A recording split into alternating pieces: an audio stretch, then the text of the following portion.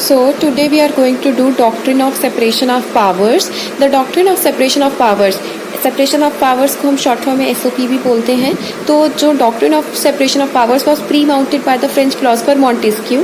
जो doctrine of separation of powers है किसने दिया था? वो मॉन्टेस्क्यू ने, फ्रेंच फिलोसफर था. तो उसका व्यू था कि in a democracy 3 functions of the state. जो डेमोक्रेसी है उसमें 3 फंक्शन होते हैं स्टेट के.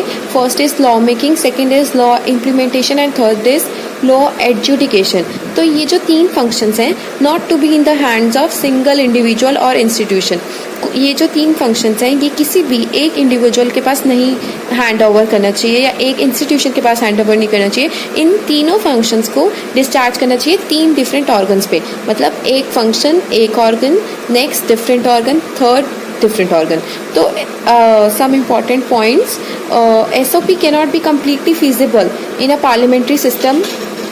ये पार्लियामेंट्री सिस्टम में इतना बेनिफिशियरी नहीं है क्योंकि पार्लियामेंट्री सिस्टम में fusion of legislature and the executive होता है. एग्जीक्यूटिव एंड लेजिस्लेचर का फ्यूजन होता है, दोनों होते हैं.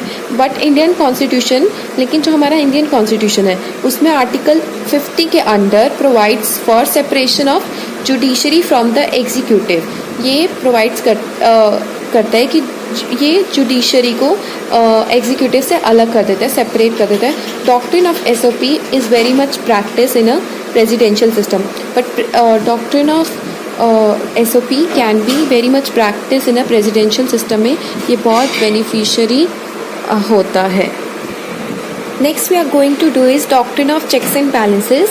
Doctrine of SOP that we have done earlier has to be accompanied by doctrine of checks and balances. In this it is mentioned like where one organ puts a check and balances the power of the other organ. Checks and balances का क्या system है जहाँ पर एक organ दूसरे पर check रखेगा और दूसरे की जो पावर है उसको बैलेंस करेगा.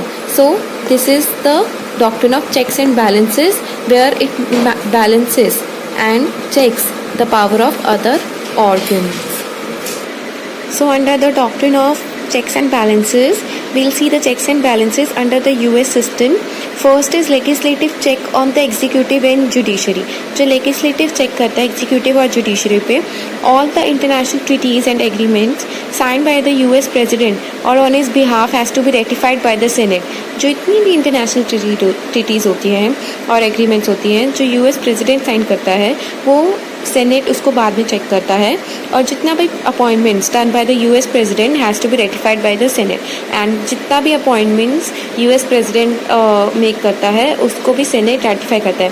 Hair we have to see a note on senatorial courtesy which is important. The US president before appointing an officer in a state consults a senator from the state.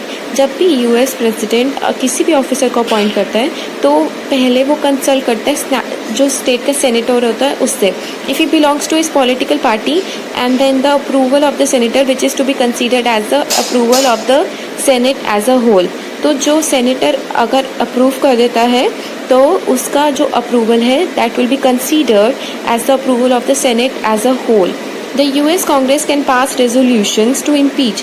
Now in this legislative check there is a third point कि जो US Congress है वो पास करता है resolutions to impeach the president as well as the judges of the Supreme Court. तो US Congress resolution भी पास कर सकता है जो president है और judges है उनके actions को impeach करने के लिए. So earlier we have seen legislative check on the executive and judiciary. Now we'll see the B part, that is executive check on the legislature.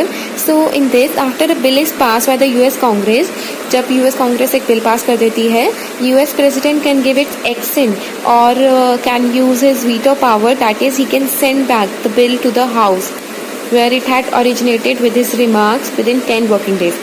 अगर यूएस कांग्रेस कोई बिल पास करती है तो US president अपनी veto power use कर सकता है जिससे वो बिल वापस भेज सकता है उस हाउस में जहाँ से वो ओरिजिनेट हुआ था विद हिज रिमार्क्स और 10 वर्किंग डेज के अंदर.